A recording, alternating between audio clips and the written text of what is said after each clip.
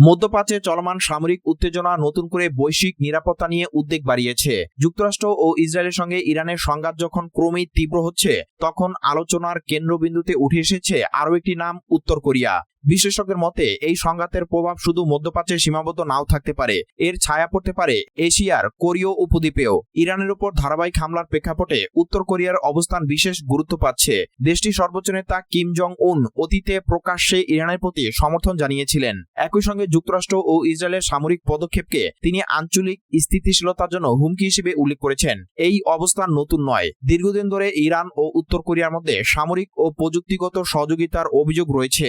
আন্তর্জাতিক পর্যবেক্ষকদের দাবি, Iran Iraq যুদ্ধের সময় থেকে উত্তর কোরিয়া তেলের বিনিময়ে ইরানকে অস্ত্র সরবরাহ করেছে। ইরানে ব্যালিস্টিক ক্ষেপণাস্ত্র কর্মসূচিতে উত্তর কোরীয় প্রযুক্তির প্রভাব নিয়ে বহুদিন ধরে আলোচনা চলছে।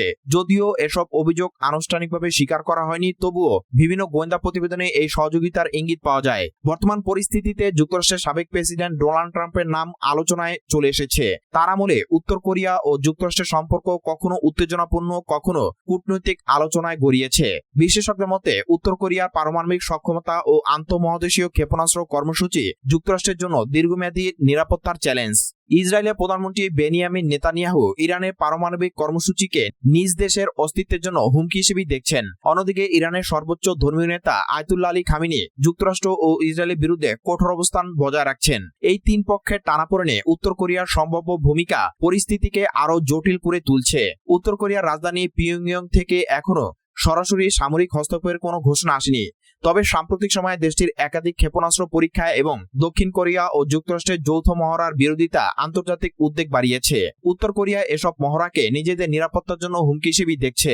বিশেষজ্ঞরা মনে করছেন, ইরানের উপর বড় ধরনের সামরিক আঘাত এলে উত্তর কোরিয়া কৌশলগতভাবে প্রতিক্রিয়া দেখাতে পারে। তা সরাসরি সংঘাতে জড়ানো নাও হতে পারে, বরং নতুন অস্ত্র পরীক্ষা বা আঞ্চলিক শক্তি প্রদর্শনের মাধ্যমে বার্তা দেওয়ার সম্ভাবনাই বেশি। এই প্রেক্ষাপটে আন্তর্জাতিক কূটনৈতিক উদ্বেগের গুরুত্ব আরও বেড়েছে।